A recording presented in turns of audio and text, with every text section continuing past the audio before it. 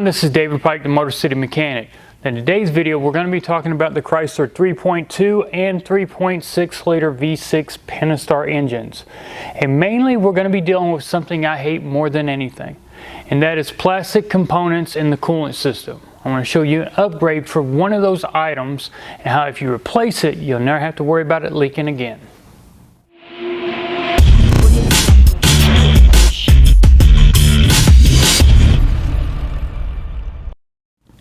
Now when it comes to these Pentastar engines, there's certain items that are prone to leak and there's other items that seem to never have any issues. Let's take the water pump for example. Now a lot of us are used to replacing water pumps on different makes and models. It's something that you just see over time. But for some reason these seem to hold up well. I haven't seen any failures in the last few years. Doesn't mean that it doesn't happen, but as far as the number that I see come in, it's extremely rare. Now if we want to talk about the thermostat housing, that's a different story. Now the issue that I find with the thermostat housing is right here at the center. If you look right here where this circle is, it's a portion of the plastic housing that seems to be a weak spot or a casting issue because I'll see coolant leaking out of here over time. Usually it starts like a crack, or you may see the actually pinkish crust residue. And it's a weak spot with that housing in that location. Now you'll find issues with the thermostat from time to time, but as far as the housing leaking, it always seems to happen right there. Again, made out of plastic. Now another item located in the coolant system that's made out of plastic is what I call a crossover pipe. It goes from the right cylinder head to the left cylinder head, and it's on the front of the timing cover. Now this particular setup is a front wheel drive, so we've got a bracket right here that the engine bolts to.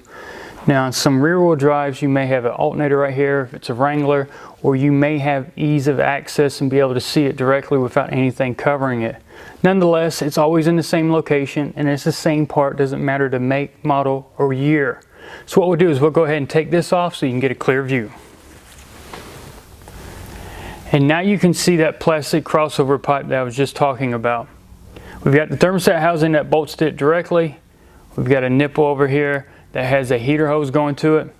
And then we've got a series of 10mm bolts around the perimeter. It's just a matter of time with the different heat up and cool down cycles, the number of miles, the age of the vehicle, that this may start to leak. Now I wouldn't go back with a plastic piece, I'd go back with this upgrade I'm getting ready to show you. And if you're already in here doing some of the repairs, it's probably not a bad idea to go ahead and replace it with what I'm about to show you.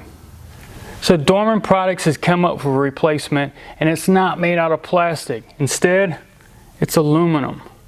Same shape, same everything. You got a mounting location for the thermostat over here and a place for that heater hose to go on. Backside, we've got the rubber O-ring style seal. So what I'm going to do is I'm going to show you how to remove the old plastic version and install the aluminum upgrade. Now before we go taking any hoses loose or any of the fasteners, you need to make sure to drain the coolant system. Once you've done that, then we can step over to some of the key things like removing the thermostat housing or that heater hose over here. Now if you're starting with the thermostat housing, we've got two 10mm bolts that we need to take off.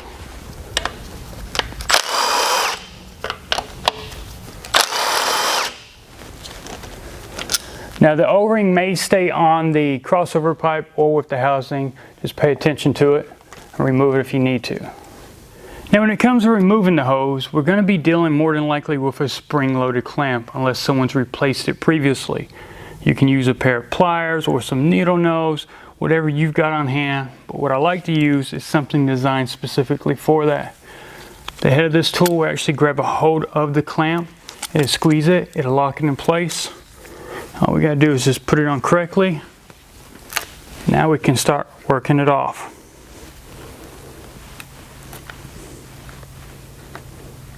Now in a perfect world, once we remove that spring-loaded clamp, we could just slide the hose off. But typically the hose becomes stuck to the plastic. So that's when you gotta grab something else like a hose pick to get between the hose and that plastic nipple.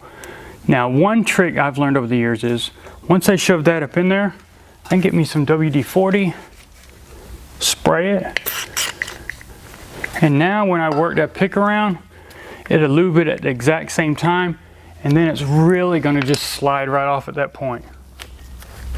So at this point, we're ready to go ahead and start removing that plastic crossover pipe.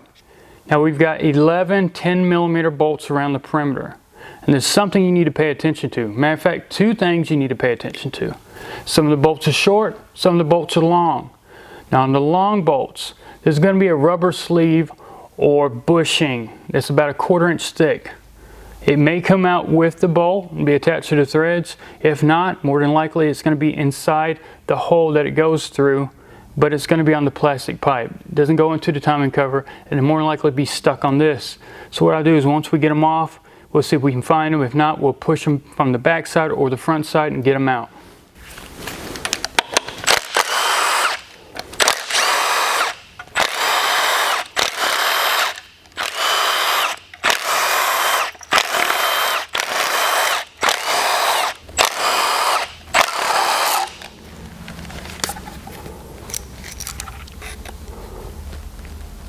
So with all those 10mm bolts removed, I don't see none of the bushings or sleeves attached to it. So again, we need to look at the housing. You can actually see one sticking out right here. You do two things. You can push it from the front side or the back side. I'm just using the bolt. As I come through, I want to make sure to grab it so I don't lose it. That's what we need to find. And there's going to be just as many of these as there are long bolts. So make sure you don't lose them, because we're going to be reinstalling them. So now that we've got that crossover pipe removed, we're ready to go ahead and clean the old surface so that the new one will seal properly. You can use an abrasive pad if you've got one, or if you want to use one that's abrasive roll-lock type disc. Just take your time, try not to gouge it, just be careful. Typically you'd want to use something like some brake clean and maybe a plastic scraper, but this one seems to have some aluminum corrosion around it, so that's probably not going to come off that easy. So the abrasive wheel is more than likely our best method. So what I've done is I've put one of those abrasive wheels on the end of my Milwaukee Tools 90-degree die grinder. This thing works perfectly. Just going to go around it. Not stay in one place long.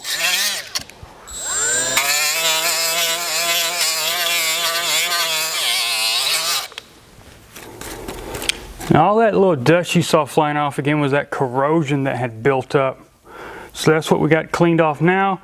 Now we can actually start talking about reinstalling the upgraded part. And before we go installing this aluminum replacement, make sure that the seal around the perimeter is pushed down properly.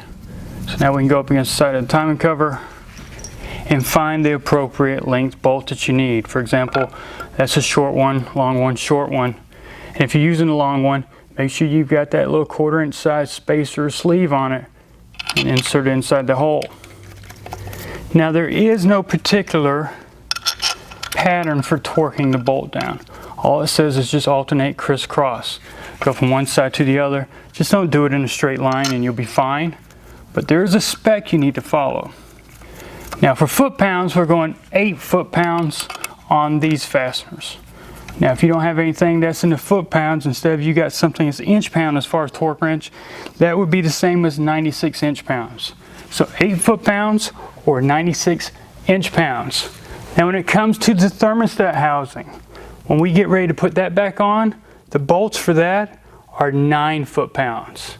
Again, if you don't have a torque wrench for foot-pounds, that's the same thing as 108 inch-pounds.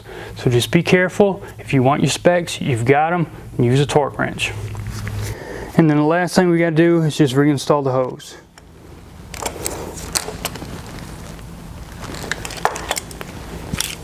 Use whatever tool you removed it with to reinstall the clamp.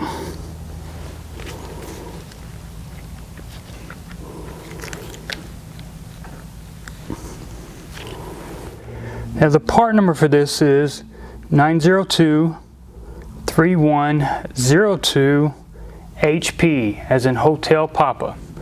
Average price I've seen online is around 65 bucks. Now by installing the upgraded aluminum crossover pipe, we pretty much eliminated one of the 2 common leak locations as far as coolant. The other one obviously is the thermostat housing that I mentioned before, and hopefully in the very near future Dorman Products has an aluminum replacement for that as well, because the last thing we want to do is have that fail and we go back with another plastic component that over a period of time is going to start leaking again. Now if you like this video, please give it a big thumbs up. And if this is the first time you've watched one of my videos, make sure to click that subscribe button.